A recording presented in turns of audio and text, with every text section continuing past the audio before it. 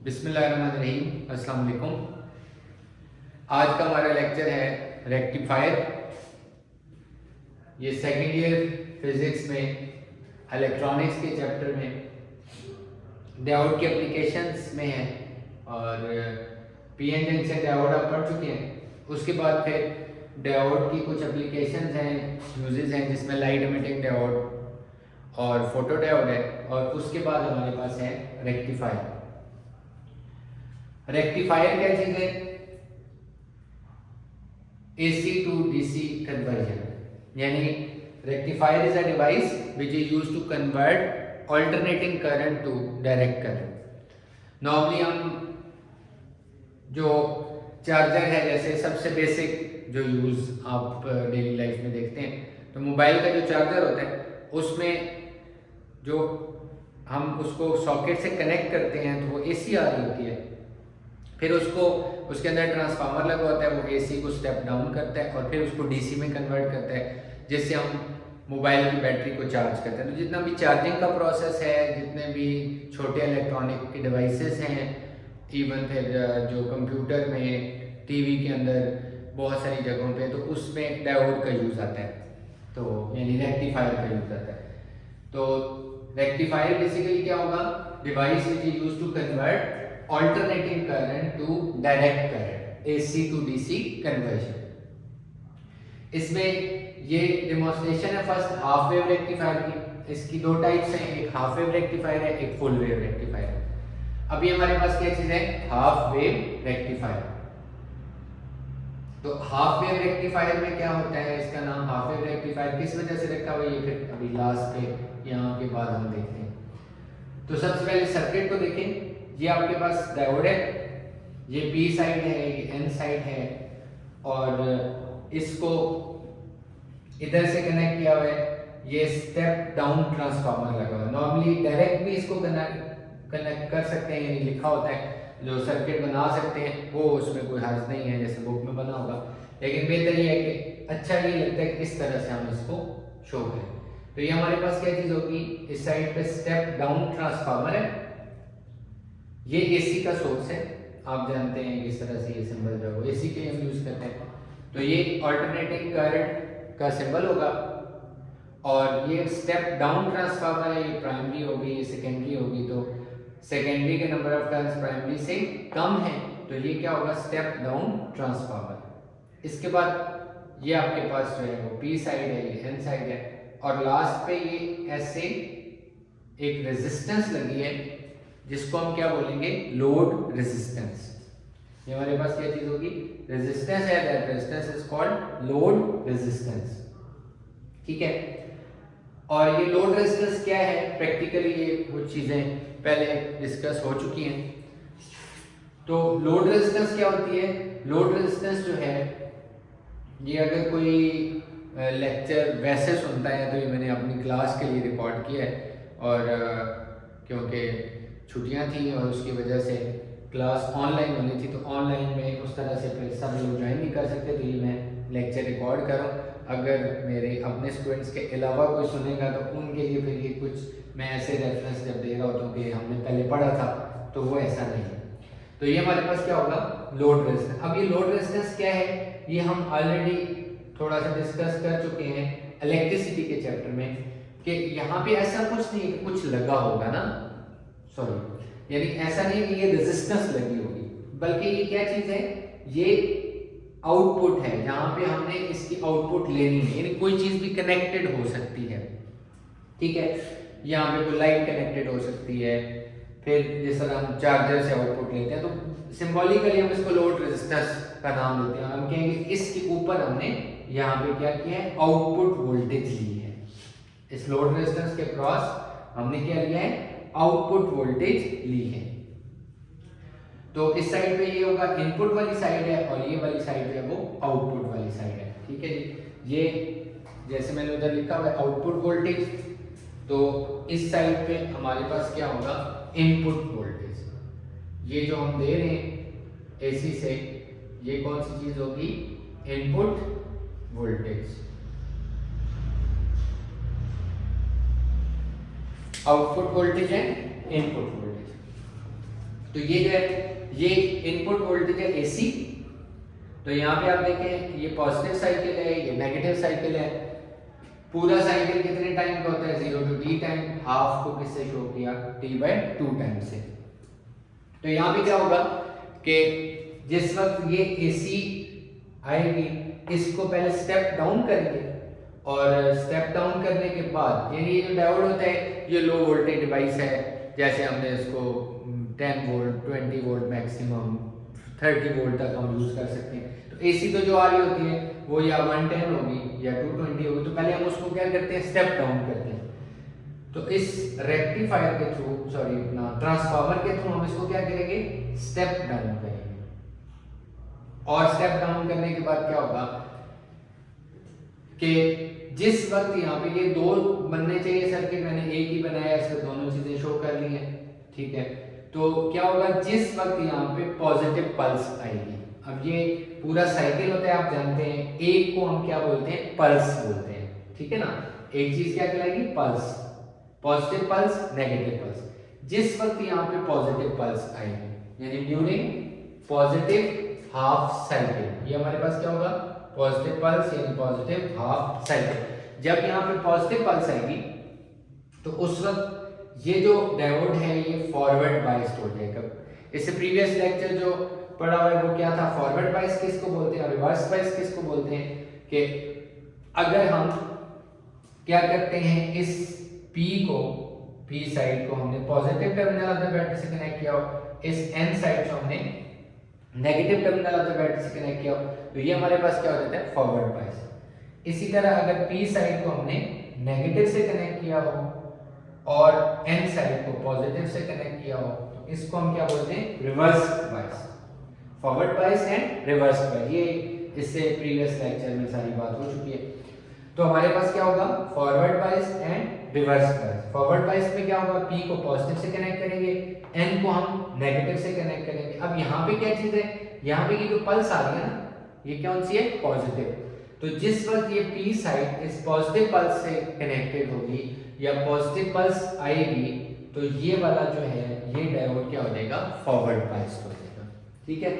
तो इस कंडीशन में हम क्या कहेंगे कि जो करंट है वो पास कर देगा और ये पल्स आउटपुट पे हमें मिल जाएगी और आउटपुट पे ये पॉजिटिव पल्स यहाँ आ जाएगी। तो ये हमारे पास कौन सी होगी? Output voltage. यानी सिर्फ इसमें बेसिक इतनी सी बात है हाफ वेव रेक्टिफायर में कि जिस वक्त हमारे पास यहाँ पे पॉजिटिव पल्स ने आना है उस वक्त ये डायोड फॉरवर्ड बाइस्ड हो जाएगा और ये पॉजिटिव पल्स जो है वो पास ऑन हो जाएगा, ठीक हो गया।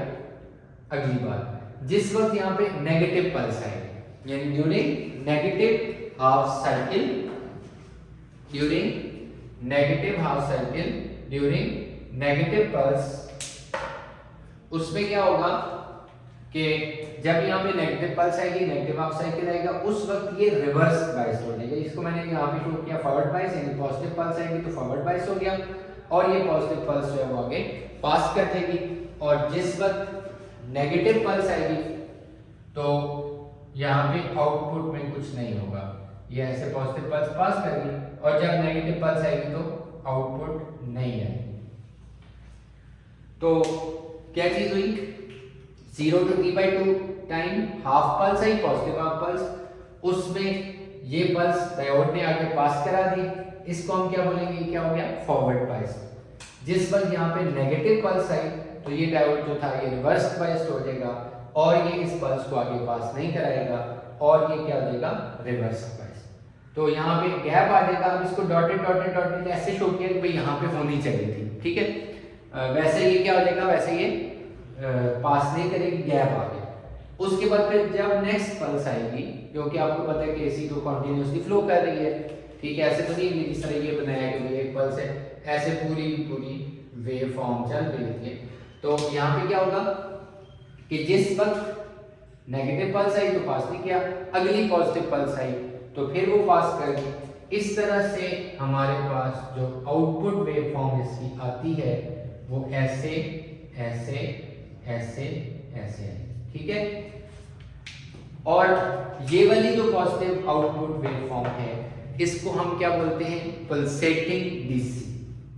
This output waveform is called pulsating DC या पल्सुएटिंग डीसी, दोनों इसके नाम होते हैं, पल्सेटिंग डीसी या पल्सुएटिंग डीसी।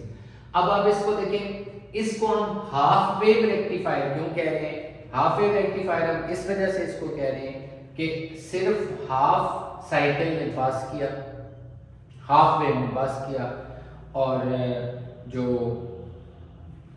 पूरी वेव थी उसने पास नहीं किया। अगर हम इसी डायोड को रिवर्स में लगा देते हैं, यानी एन साइड इधर कर देते हैं, पी साइड इधर कर देते हैं, तो उस केस में मैं यहाँ बना भी देता हूँ, उस केस में क्या होगा? उस केस में हमारे पास ये कंडीशन कौन सी है कि डायोड को हमने ऐसे कनेक्ट किया, ठीक है जी। और अगर हम डायोड को इस तरह कनेक्ट कर दें कि ऐसे, सॉरी, एन साइड इधर, पी साइड इधर, ऐसे, तो इस केस में जो आउटपुट वेवफॉर्म बनेगी वो कौन सी होगी? फिर हमें नेगेटिव पल्सेस मिलेगी, ठीक है जी, फिर हमें नेगेटिव पल्सेस मिलेगी। इस केस में पॉजिटिव पल्सेस मिल रही थी और इस केस में हमें नेगेटिव पल्सेस मिलेगी। तो ये हमारे पास क्या होगा? ये हाफ वेव रेक्टिफायर है, फुल वेव रेक्टिफायर है, हाफ वेव, ठीक है। तो अब आप इसमें ये कहेंगे कि सर ये तो जो है ये तो डीसी नहीं है, प्योर डीसी नहीं है, तो अभी इस पे नेक्स्ट वाले में बात करते हैं, फुल वेव रेक्टिफायर में, कि ये हो या फुल वेव रेक्टिफायर वाला केस हो तो उसको हम प्योर डीसी में किस तरह से कन्वर्ट करते हैं, ठीक है। तो ये हमारे पास क्या था? Rectifier and half wave rectifier. Next हमारे पास है full wave rectifier. Full wave rectifier में दो टाइप के सर्किट्स होते हैं। एक हमारे पास है ये दो डायोड्स वाला, जिसको सेंट्रल टेप ट्रांसफार्मर के थ्रू कनेक्ट किया होता है, ठीक है। यानी इसमें क्या है, टू डायोड्स कनेक्टेड हैं और इसको हम क्या कहेंगे, ये जो कनेक्शन लगा हुआ है ये इस तरह बेसिकली होता है कि स्टेप डाउन ट्रांसफार्मर है और इसको हमने एक वायर सेंटर से कनेक्ट की होती है ऐसे, और ये सेंट्रल टेप ट्रांसफार्मर कहलाता है। ये क्या कहलाएगा? Central tap transformer. इस सेंट्रल टेप ट्रांसफार्मर का बेसिक पर्पस क्या होता है कि जो सेकेंडरी वोल्टेज है इसको ये दो पार्ट्स में डिवाइड कर देता है,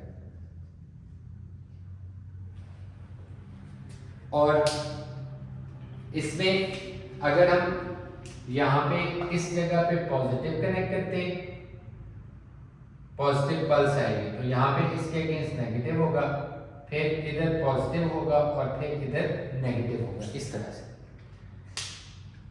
इसको हम क्या कहेंगे? Central tap transformer.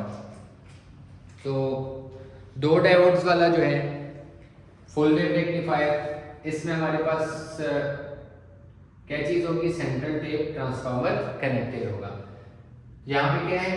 ये एक डायोड है, ये दूसरा डायोड है, इसके साथ ये step down central tap transformer connected है, और यहाँ से ये आउटपुट में लोड रेजिस्टेंस कनेक्टेड होगी, RL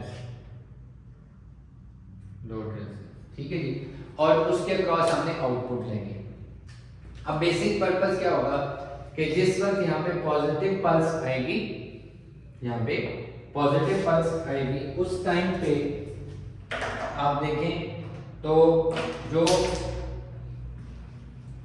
A है वो पॉजिटिव होगा, C नेगेटिव है, और फिर ये पॉजिटिव है और फिर ये नेगेटिव है। इसको हम यूं कह सकते हैं कि A is positive with respect to C and C is positive with respect to B। तो इस जगह पे पॉजिटिव आ रहा होगा और सेम इस टाइम पे इस साइड पे नेगेटिव आ रहा होगा, यानी इसको दो पार्ट्स में उसने डिवाइड कर देना। दो पार्ट्स में डिवाइड करने का मतलब क्या होगा कि यहाँ पे अगर पॉजिटिव पल्स आ रही है तो उस वक्त इस जगह पे क्या आ रही होगी? नेगेटिव पल्स आ रही होगी। नॉर्मली जब हम बात करते हैं ना, जो अभी यूज किया था हाफ वेव रेक्टिफायर, उसमें ये कहा था कि अगर ये पॉजिटिव पल्स है एक साइड पे तो दूसरी को हमने ग्राउंडेड यानी जीरो पोटेंशियल पे एक तरह का लिया हुआ था। तो यहाँ पे क्या होगा, इधर अगर पॉजिटिव है तो ये क्या होगी, ये नेगेटिव यानी जीरो, और फिर इस साइड पे इस तरफ उसके ऑपोजिट डायरेक्शन की पल्स होगी। तो जिस वक्त यहाँ पे पॉजिटिव है उस वक्त यहाँ पे नेगेटिव है, ये डायोड हो जाएगा फॉरवर्ड बायस, ये डायोड होगा रिवर्स बायस। ठीक है, तो ये डायोड हो गया फॉरवर्ड बायस, ठीक है जी। और ये वाला जो डायोड है सेम टाइम पे ये रिवर्स बायस हो जाएगा, सेम टाइम पे क्या हो जाएगा, रिवर्स बायस, वो फॉरवर्ड बायस हो जाएगा, और सेम टाइम पे ये वाला डायोड क्या हो जाएगा, रिवर्स बायस। इसमें से करंट पास करेगा ऐसे, यहां से ये करंट आया, इसके बाद दो पाथ्स हैं, इधर जा सकता है या इधर जा सकता है। इधर ये किस वजह से नहीं जाएगा, इधर ये इस वजह से नहीं जाएगा कि ये एन टाइप है। तो ये हमारे पास क्या थी, पॉजिटिव पल्स थी ना, तो ये पॉजिटिव पल्स अगर आ रही है तो इसके लिए ये साइड जो होगी वो क्या होगी, वो नेगेटिव होगी। तो हमने क्या किया, इस तरह से यहाँ पे ये पॉजिटिव है और आउटपुट हमें ये पॉजिटिव मिल गई। तो यहाँ पे क्या है, पॉजिटिव, यहाँ पे क्या है, नेगेटिव। ये डायोड क्या हो जाएगा, फॉरवर्ड बायस, ये डायोड क्या हो जाएगा, रिवर्स बायस, और यहाँ पे हमें पॉजिटिव पल्स आउटपुट में मिल गई। ठीक है जी। अब नेक्स्ट स्टेप में क्या होना है, नेक्स्ट स्टेप ये होना है, मैं अब आपको यहाँ इसी के ऊपर चेंज करके बता देता हूँ, आप क्योंकि इसको रिवाइंड करके भी देख सकते हैं। जिस वक्त यहाँ पे इस जगह पे आएगी नेगेटिव पल्स, क्योंकि एसी का साइकिल है, एसी का साइकिल, ये पॉजिटिव पल्स थी, ये नेगेटिव पल्स थी। जिस वक्त यहाँ पे आएगी नेगेटिव पल्स, ऐसे ऐसे, ठीक है जी, उस वक्त इसको मैं रेड से शो कर दूं ताकि थोड़ा सा डिफरेंस रहे आउटपुट के लिए। जिस वक्त यहाँ पे आएगी नेगेटिव पल्स, उस वक्त हम क्या कहेंगे कि A is negative with respect to C, A is negative with respect to C, and C is negative with respect to B। तो यहाँ पे B वाली जगह पे हमारे पास क्या हो जाएगा, पॉजिटिव पल्स आ गई, इस जगह पे क्या हो जाएगा, ये पॉजिटिव पल्स आ। इट मींस कि इस टाइम पे ये वाला डायोड जो है ये फॉरवर्ड बायस्ड हो जाएगा, और ये वाला जो डायोड है ये रिवर्स बायस्ड हो जाएगा, रिवर्स। फर्स्ट हाफ साइकिल में D1 फॉरवर्ड बायस था, D2 रिवर्स बायस था। सेकंड में क्या हो जाएगा, D1 जो होगा वो रिवर्स बायस हो गया और D2 फॉरवर्ड बायस हो। अब यहाँ पे देखें उसी तरह से करंट का पाथ बनेगा, इसमें से करंट पास करेगा, यह पॉजिटिव पल्स आ गई, इधर करंट नहीं जाएगा क्योंकि ये नेगेटिव है, यहाँ जाएगा, और लोड रेजिस्टेंस में से करंट पास करेगा, और ये जो ऐसे सिंबल बना हुआ ये ग्राउंडेड हम कहते हैं। जितने भी करंट्स होते हैं वो ग्राउंड की तरफ आते हैं, इसको ग्राउंडेड कहते हैं। तो ये सेंट्रल टेप ट्रांसफार्मर का ये शो किया हुआ, इसका यही मतलब है कि ये हमने क्या किया हुआ है, ग्राउंड किया हुआ है। इसको एक और तरह से भी शो कर सकते हैं, वो भी मैं इसको रख करके आपको बना के बता देता हूँ। तो इस तरह से आउटपुट हमारे पास ऐसे फिर आ गई, फिर पॉजिटिव आ गई, और इसी तरह ये चीज रिपीट होती रहेगी। तो यहाँ पे ये फिर ऐसे ऐसे पॉजिटिव, ठीक है। फिर यानी ये मैंने दो कलर से इसलिए बनाई है कि जो नेगेटिव वाला साइकिल, नेगेटिव वाली पल्स थी वो भी हमारे पास पॉजिटिव की फॉर्म में आ गई। अब इसको हम क्या बोलते हैं, इसको फुल वेव रेक्टिफायर बोलते हैं। फुल वेव रेक्टिफायर क्यों बोलते हैं कि इसने जो हमारे पास बीच में गैप आ रहा था उसको भी खत्म कर दिया। लेकिन ये अभी भी प्योर डीसी नहीं है, ये कौन सी है, ये पल्सेटिंग डीसी ही है, ठीक है ना। ये अभी भी जो होगी ये क्या चीज होगी, pulsating DC, pulsating DC, pure DC नहीं है, ये अभी भी पल्सेटिंग डीसी। तो ये 2 डायोड्स वाला सेटअप है full wave rectifier. First half cycle में क्या हुआ, ये डायोड फॉरवर्ड बायस हो गया, सेकंड हाफ साइकिल में क्या हुआ, ये डायोड फॉरवर्ड बायस हो गया, और आउटपुट पे हमें इस तरह से पल्सेटिंग डीसी मिल गई। अब इसका एडवांटेज हाफ वेव रेक्टिफायर के ऊपर क्या है कि यहाँ पे गैप नहीं है, लेकिन अभी भी ये प्योर डीसी नहीं है। प्योर डीसी के लिए क्या करते हैं, फिल्टर सर्किट यूज करते हैं। आपकी ये जो कोर्स की बुक है उसमें फिल्टर सर्किट के बारे में नहीं बताया हुआ। मैं अभी दूसरा वाला फुल वेव रेक्टिफायर का सर्किट बनाता हूँ जिसको ब्रिज रेक्टिफायर बोलते हैं, जिसमें हम 4 डायोड्स को यूज करते हैं। तो उसमें जो है वो फिर आपको फिल्टर सर्किट का भी बता दूंगा। फिल्टर सर्किट क्या होता है, शॉर्ट सी उसकी एक्सप्लेनेशन आपको दे दूंगा, बाकी क्योंकि आपके वो सिलेबस में उस तरह है नहीं है तो उतनी डिटेल में जाने की जरूरत नहीं है। तो ये आपके पास क्या होगा, फॉरवर्ड बायस फर्स्ट केस में, ये फॉरवर्ड बायस सेकंड केस में, और हमें आउटपुट पे ऐसे डीसी मिल गई। सिर्फ फर्क क्या है कि इसमें जो नेगेटिव था वो गैप नहीं आया बल्कि वो भी पॉजिटिव होकर हमें मिल गया। और ये सब कुछ किस वजह से हो कि हमने इस तरह सेंट्रल टेप ट्रांसफार्मर यूज किया। ये इसका डिसएडवांटेज भी है कि इसको लगाना मुश्किल होता है, और बाकी ये है कि दूसरा जो सर्किट है प्रैक्टिकली ज्यादातर वही यूज किया जाता है, ब्रिज रेक्टिफायर। 4 डायोड्स का कॉम्बिनेशन है और उसको हम क्या बोलते हैं, ब्रिज रेक्टिफायर। वो भी आपको नेक्स्ट में बताता हूँ। इसमें ये होता है कि ये जो सारी चीज है इसको खत्म करके ऐसे इसी जगह पे भी कनेक्ट किया जा सकता है। ये आपने देखा कि ये जो इधर से जाके रेजिस्टेंस आउटपुट बनी हुई थी, तो वो जो लोड रेजिस्टेंस है उसको इधर भी यूज किया जाता है। तो इसकी जो शॉर्ट फॉर्म है वो ऐसे भी हम बना सकते हैं इसी सर्किट को। चीज वही होगी क्योंकि सारा करंट जो था वो इधर से होके भी इसमें आएगा और फिर इधर से होके भी इसमें आएगा। तो ये इसको इस तरह से भी हम ड्रॉ कर सकते हैं। नेक्स्ट है ब्रिज रेक्टिफायर। ये आपके पास है ब्रिज रेक्टिफायर। ब्रिज रेक्टिफायर क्या होगा, इसमें ये 4 डायोड यूज होते हैं। ये भी फुल वेव रेक्टिफायर है, ब्रिज रेक्टिफायर सेकंड टाइप इसकी। इसमें 4 डायोड हैं, D1 D2 D3 D4।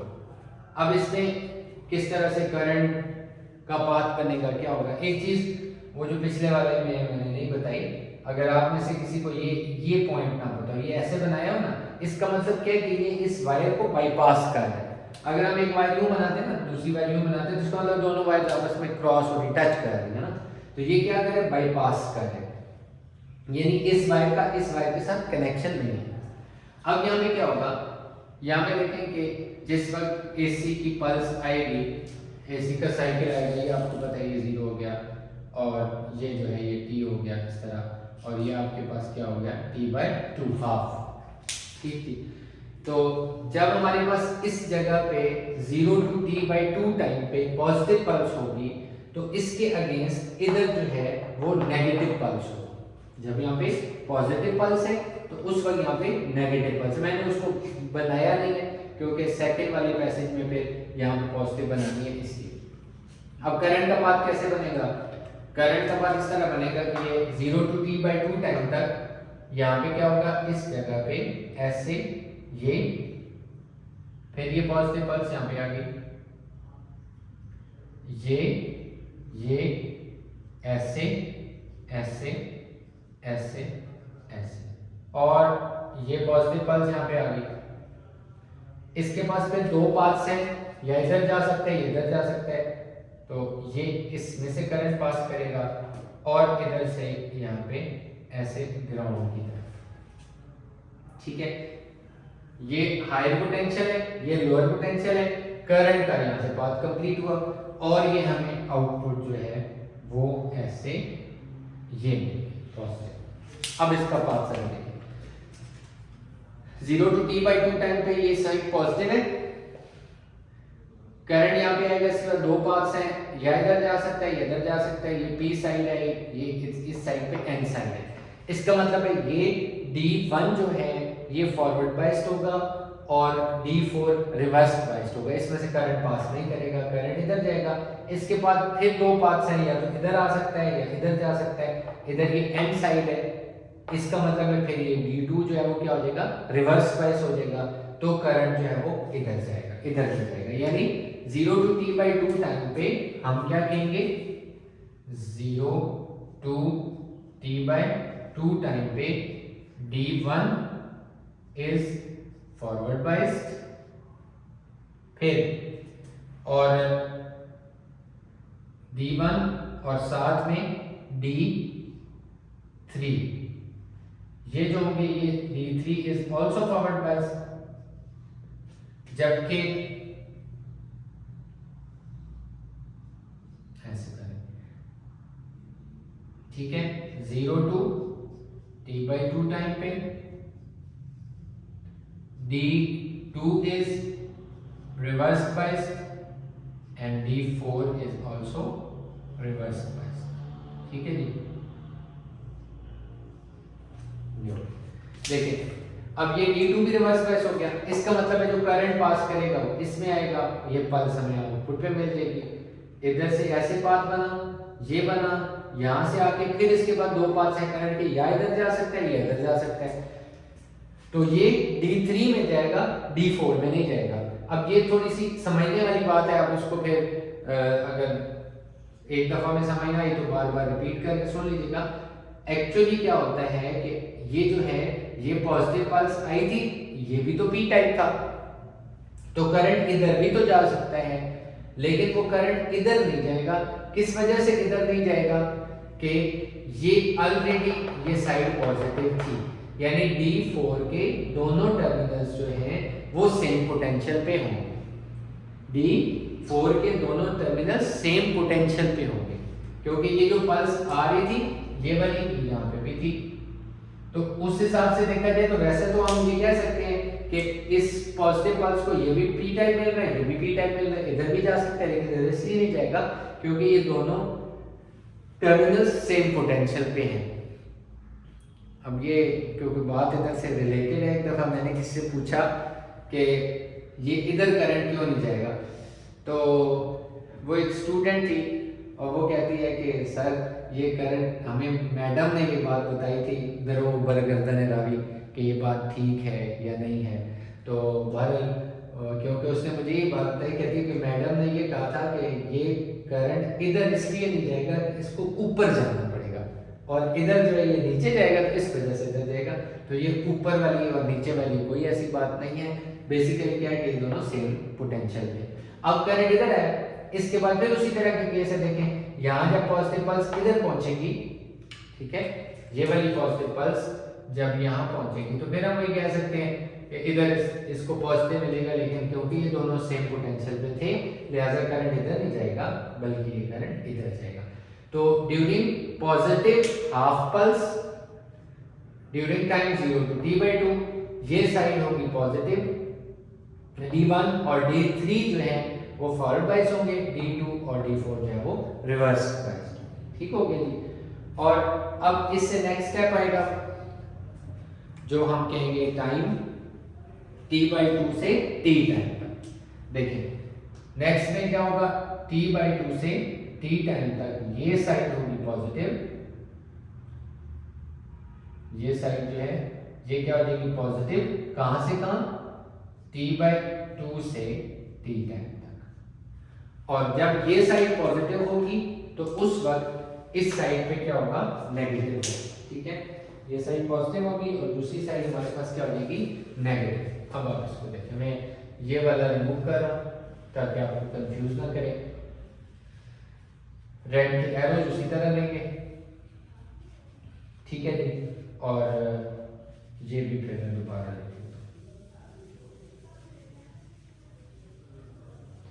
अब आप इसको देखिएगा, क्या चीज है कि T/2 से T टाइम तक ये साइड थी पॉजिटिव, ये साइड क्या होगी नेगेटिव, यहां से क्या होगा, यह करंट आएगा ऐसे।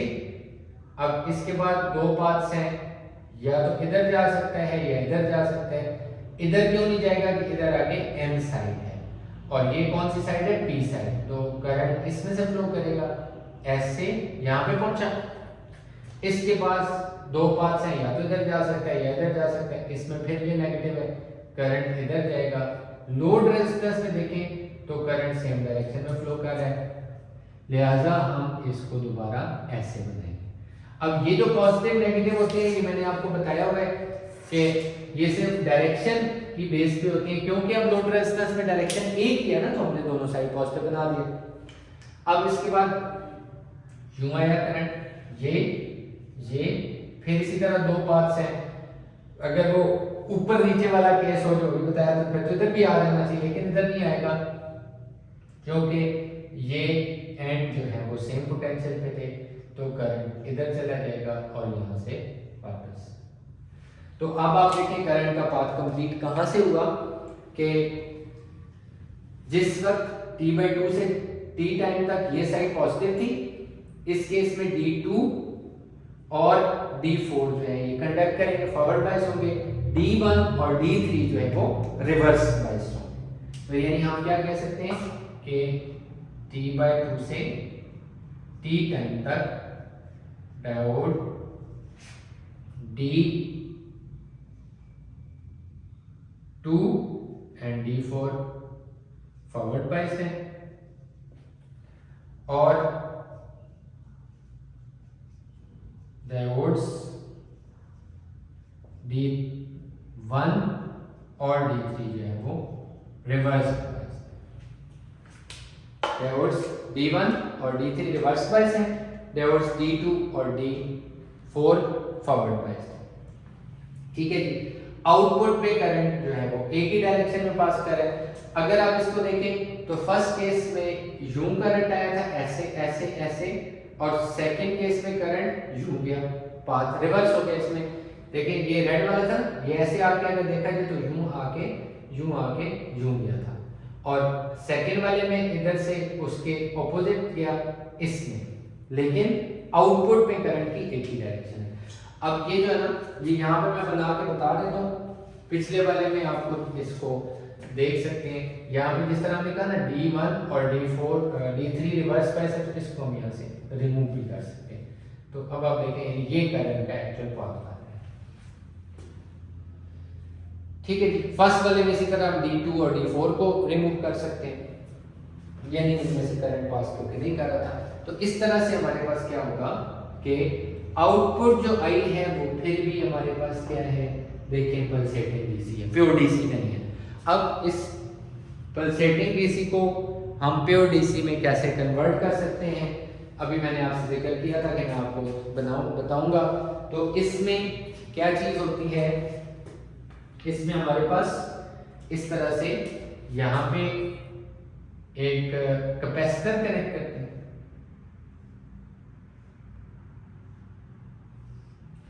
और इस जगह पे जो है एक इंडक्टर कनेक्ट करते हैं, सॉलिनॉइड। ठीक है, ये क्या चीज हो जाएगी, कैपेसिटर, और ये क्या चीज हो जाएगी, इंडक्टर, यानी सॉलिनॉइड, कैपेसिटर एंड इंडक्टर। अब ये जो पूरा कॉम्बिनेशन बना ना, रेजिस्टेंस, इंडक्टर और कैपेसिटर का, इसमें क्या होता है कि ये पूरा कॉम्बिनेशन फिल्टर सर्किट कहलाता है। ये कॉम्बिनेशन क्या कहलाता है, फिल्टर सर्किट। फिल्टर सर्किट, ये फिल्टर सर्किट क्या करेगा, इस पल्सेटिंग डीसी को प्योर डीसी में कन्वर्ट कर देता है। ये जो फिल्टर सर्किट है ये क्या करेगा, इस पल्सेटिंग डीसी को प्योर डीसी में कन्वर्ट कर देता है। और वो किस तरह से कन्वर्ट करता है, ये शॉर्ट सी बात मैं आपको बता देता हूँ, क्योंकि आपके उस तरह सिलेबस में लिखी हुई नहीं है और आपके लिए एक एक्स्ट्रा लायबिलिटी होगी। ठीक है ना, बर्डन है कि उसको समझना, हर देख लें। ऐसा होता है कि जो हाफ साइकिल है ना, इसमें हमारे पास क्या होगा, जिस वक्त ये पॉजिटिव पल्स आती है ऐसे ऐसे ऐसे, ठीक है, तो यहाँ मैक्सिमम पल्स पहुंचने तक, यानी ये हमारे पास कैपेसिटर ऐसे, ये मैं उसको अलग से एम्पलीफाई करके बना रहा हूं, कैपेसिटर चार्ज हो जाएगा, ठीक है, ऐसे इंडक्टर, और ये हमारे पास जो है वो रेजिस्टेंस इस तरह।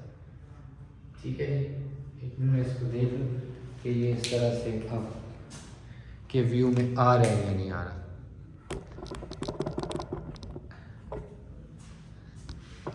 हम इसको ऐसे कर लेते हैं। अच्छा, अब इसको देखें, जिस वक्त ये पॉजिटिव पल्स यहाँ तक पहुंचेगी तो ये कैपेसिटर चार्ज हो जाएगा। सपोज मैं ये कहता हूँ कि ये 0 है और ये 10 वोल्ट है, तो 10 वोल्ट तक कैपेसिटर क्या हो जाएगा, चार्ज हो जाएगा। अब आउटपुट ऐसे हमें मिलती रहेगी, यू, ठीक है ना। ये अब मैं वैसे पूरी आउटपुट बना देता हूँ, फिर आपको अगली बात समझाऊंगा। ऐसे अब क्या होता है, जिस वक्त यहाँ से ये वोल्टेज कम होना शुरू होगी ना, तो उस वक्त क्या होगा, उस वक्त ये कैपेसिटर डिस्चार्ज होगा through inductor and this resistance. ठीक है, यानी क्या था, पहले जब क्वार्टर पल्स आई, करंट इधर भी गया, करंट इधर भी गया, कैपेसिटर चार्ज हो गया।